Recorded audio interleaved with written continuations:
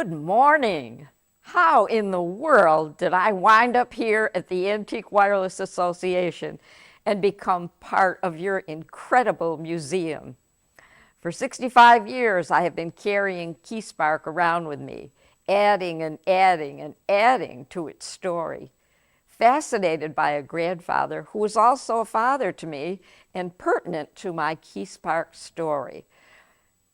He was an electrical contractor and owner of Isbell Electric Company. And then to discover that his brother, Arthur Abner Isbell, was my great uncle, and learn what his IAA call letters meant and what his life became. As Michael Milaccio, N3HLM, who graciously agreed to be my sounding board for this presentation, jolted me into the recognition of my role in wireless history. I sat and thought about what that really means and how it all came about. The radio. I love the radio. For as long as I can remember, I have loved the radio. The radio connected me to all kinds of delightful and relevant stories, to programs even as far away as Canada, in the quiet of the night. But mostly music, and mostly jazz, as it became called. I heard those saxophone players, those piano players, those trumpet players in the middle of the night. The greats born in the days of the wireless ascendance and birth of Arthur Abner Isbell, the fourth wireless operator in the United States. My father, a musician, loved Louis Armstrong, and there was no way I was not influenced and loved hearing all those high notes growing up. And thus began my journey down the stairs into the cellar of 999 Massachusetts Avenue in North Adams, Massachusetts. A high school student in a new home, a huge change in my life, and downright nosiness and curiosity sent me exploring. And the cellar became the destination that would change part of my life and lead me to the spark that would unlock the key leading to our Antique Wireless Association. The cellar was loaded with stuff to explore: business records, memorabilia, and electrical things of no meaning to me at all, and wires and gadgets and sheer mysteriously looking things. And there they were. 3 big old black albums filled with antique postcards. I was in for an unbelievable treat and a journey around the world I had never seen, nor thought I would ever see. It's 1958. My grandfather, C. Perry Isbell, and my 2 aunts had moved to Punta Gorda, Florida. Both my grandmother, Rachel Claire Ferguson Isbell, and my father, George M. Flood, had passed away in May and August of 1957, respectively. So the grief from their loss was enormous. And as with any change under circumstances filled with loss and grief, the move compounded the sense of anxiety and unease. But there was also the excitement of the unanticipated and a new home with my very own room, decorated to my liking. And then, down into the cellar, I found myself being squirreled away and hidden inside the world of exquisite postcards, a world that unraveled my feelings and jettisoned me into the imaginary but very real cultures and intrigue of that world way beyond any travel I had been able to do growing up or thought I would ever do in my life. At this point, I must celebrate my grandmother Rachel, as I feel quite sure she was most likely the keeper of the KeySpark postcards. KeySpark and I are now part of the Antique Wireless Association, and the collection's primary aim is to mentor and encourage young people to learn and become involved with its history and allow them to explore the connection of wireless history from what appears to be so far away from what they know in their world of today's technology. It is a priceless educational gift with hopes of opening their minds to lead them to reach their individual and full potential and what that means in their developing lives. And for us adults in the room, still living with the curiosity of our childhoods, we continue to learn and share our understandings and lifetime perspectives. As the AWA president and chairman of the board, Robert Hobday, N2EVG, stated in the AWA Spring 2023 Journal, quote, "The Antique Wireless Association is actively engaged in education for all age groups. For over 70 years, we have preserved and shared the history of technologies used to communicate, ranging from the first telegraph message to today's wireless text messaging. AWA is now committed to educational outreach through leveraging our world-renowned collection of artifacts and papers, the Antique Wireless Association Museum, AWA publications, and the incredible knowledge base of our members, museum staff, and friends," end quote. How on earth did I wind up here? Mattie Trudeau grew up in North Adams and married Dick Gibson. They were huge jazz aficionados and held the Colorado Jazz Party for 30 years. Living in Denver at the time, I, of course, knowing the Trudeau family, was invited to this fantastic party and attended 10 of the 30 parties. My first Colorado Jazz Party was in 1972, and I was filled with awe to meet those great musicians I had heard on the radio. I was blown away every Labor Day weekend, 6-hour sets, and I wondered how I would last that long. You could not have unglued me from my chair. The music I loved and still love was so overwhelming and powerful. I could hardly contain myself. I could hardly breathe, was speechless and totally in and out of my element. In the reverie of my memories, I longed for and wished that my father could have shared this with me. But, well, maybe he was listening all along on the spiritual realm radio where he lives. Hang on, it gets better. In 2021, the AWA Vice President, Mike, gave me a tour of your amazing, incomparable, and extraordinary AWA museum. And lo and behold, I look up at one wall and it highlights in great big letters, Voice of America. Mr. Willis Conover was the voice of America, broadcasting jazz behind the Iron Curtain during the Cold War.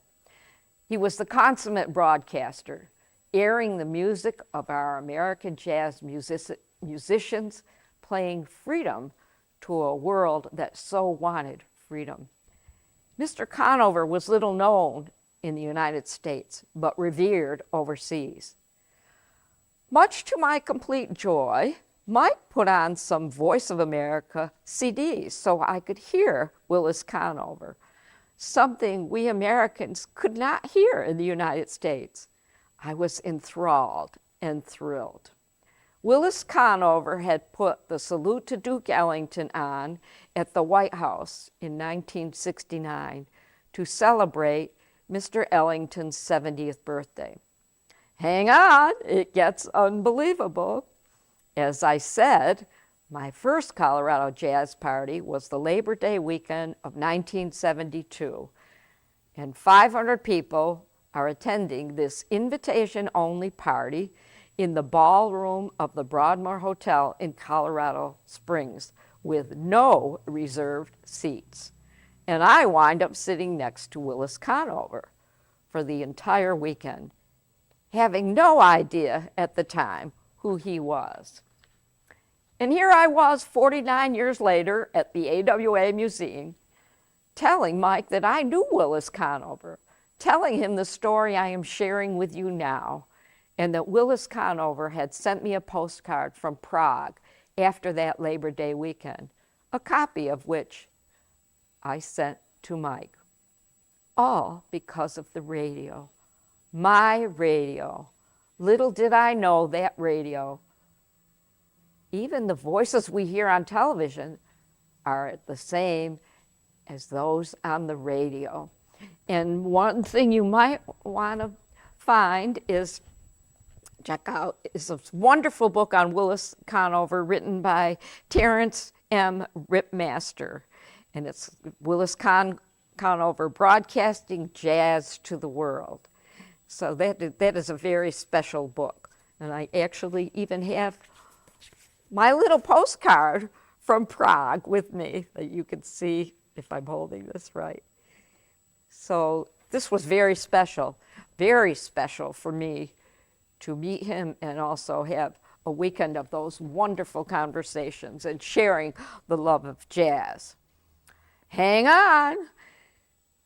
This just gets too far out.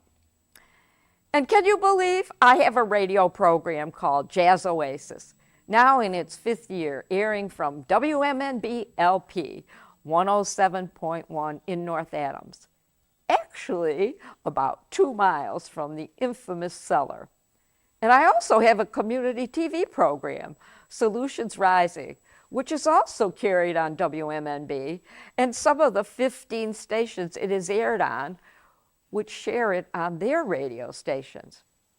And so many of those musicians I met at the Colorado Jazz Party, including Buddy Tate, Clark Terry, Maxine Sullivan, Phil Woods, Zoot Sims, Milt Hinton, Al Gray, James Moody, Ralph Sutton, Ross Tompkins, Roger Calloway, Alan Dawson, Dave McKenna, Gus Johnson, Joe Wilder, Carl Fontana, Bobby Rosengarten, Flip Phillips, George DeVivier, Larry Ridley, Major Holly, Joe Venuti, who treated me like a granddaughter, Bud Johnson, and on.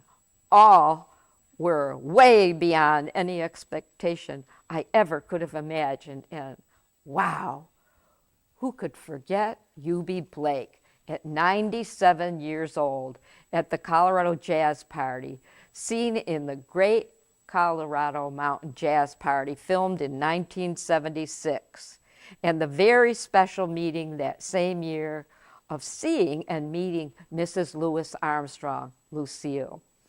All of those previously nameless musicians I had heard on the radio throughout my growing up years became real people who actually talked to me, much to my amazement and near disbelief.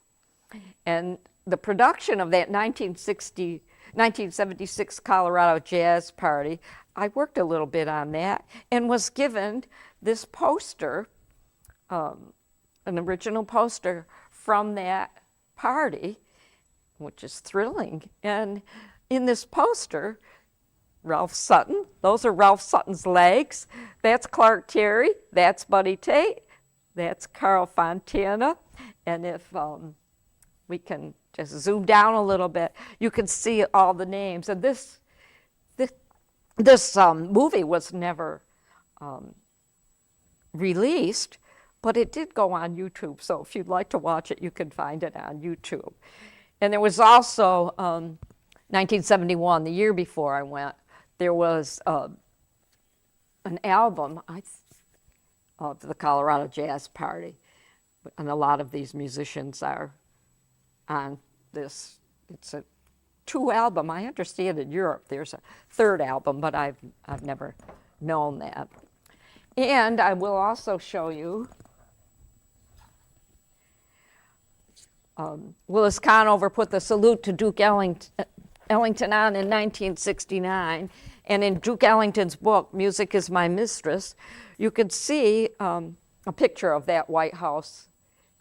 This is a wonderful book that Duke Ellington wrote, and a fantastic performance. And also another book that showing the White House. And this is a book, and let me see. Nope, not that page, the next page. Over here.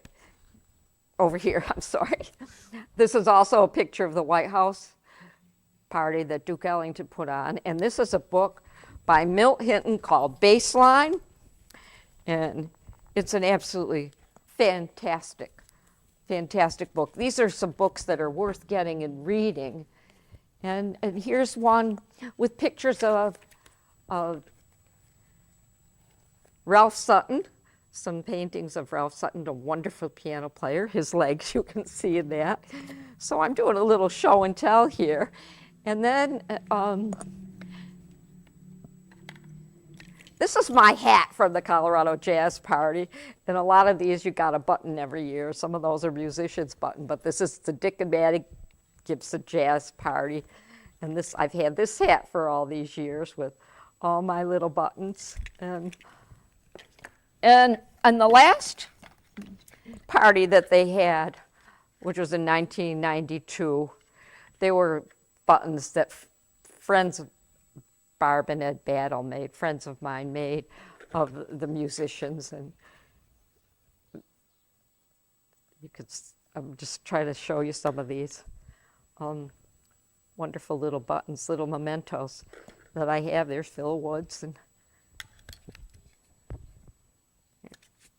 Buddy Tate. It's wonderful. Phil Woods has played here in the Berkshires. Okay, so, and there, a friend gave me this wonderful book on seeing jazz, which just has phenomenal pictures and artistry of jazz musicians. That's a book worth having also. I'm trying to aim it for the camera. So, it must have been a mirage, this live radio show of musicians I was meeting. My goodness, the parade of high notes and musical fantasies coming to life was overwhelming and became my very own real radio panorama. That's what KeySpark has become to me today. We are all radio musicians, turning the dials and revving up the transistors and plugging in the cords to boomerang its necessity for all those young people the AWA is mentoring and educating today. The radio is not obsolete. It's perhaps more needed today than at any time in our country's or even the world's history. We could not have seen that more starkly and excruciatingly obvious than in Lahaina when the radio became tragically indispensable. And the extraordinary postcards from Lahaina that I'm going to share with you today are beautiful and tell us what we can recreate, what we can tell our young people, what we can show them that tells them that progress does not need to mean more or bigger or exclude anyone, that it can mean reconnecting us with our roots, the roots of the land and nature and the sound of the birds and the rush of the ocean waves and the cool breeze and being part of how important each of us is in this space called Earth if we choose to belong to it. Whatever innate curiosity I was born with that propelled me to create KeySpark, I so dearly believe that innate curiosity must, in whatever way possible, be passed on to the young people the AWA is mentoring, is reaching with the AWA mobile vans, in its Zoom programs, in its Morse code teachings, in its transmission of radio technology workings, and most important, in the sharing our wireless and radio stories intergenerationally with these lights of the future through guiding them with support and love. The M word, it was always the M words: music, mystical, magical, magnificent, Morse, and miles on to the T words, transcendent over those miles as troubadours. We are all troubadours playing our notes with a dot to a pause and a dash to slow down until we get to the most important letter, C, the children. Lahaina is the elephant in the room today and cannot be ignored, dismissed, or in any manner disregarded. Maybe the new purpose for radio is to be exactly what it became in Hawaii. What if all the experience, education, and know-how in this room become the old as new again? What if all the years of all the work in the booming broadcast years of the 1920s and all of our lives become the broadcast boomerang years of the 2020s and forward in the upcoming decades? What if the AWA has created a museum that's real purpose is to reach fruition as part of the solution for saving Mother Earth? We are Kahuku. We are the SS President sailing across the atmosphere's waves of wireless sounds to bring hope to a dying planet and provide solace, comfort, and real solutions to Lahaina and the rest of the world. We, the Antique Wireless Association, are the spark to light the way for refuge to those in need, to put tools in the hands of the young who follow us and need us so they are equipped to be the solution. We are all responsible for each other, but especially for our young people. We, the AWA, have enough grit and strength through forging these mentorships and ongoing educational programs to hand over those essential keys to our youth, knowing they will be fully prepared for life's upcoming obstacles. With the true love of freedom we all share, the best hopes, dreams, and creativity drive us forth and will not be stifled, will not be drowned by flood or fire, but will rise to the top because our individual transmitters just keep joining us together. Our higher selves can dominate our everyday reality, and the dots and dashes zooming up and around in the stratosphere just will not let go and hold us all together. What in heaven's name am I doing here? I am here because I belong here. We belong here together because each of us have different tools and gifts to share. My KeySpark collection belongs here because the Antique Wireless Association Museum is meaningful. It is educationally important. It is historically so very important. It is so relevant. And above all, it is alive. And once again, as in my KeySpark presentation on October 7th, 2021, I leave you with 88. Now, thank you. Now, please enjoy the KeySpark Travelogue.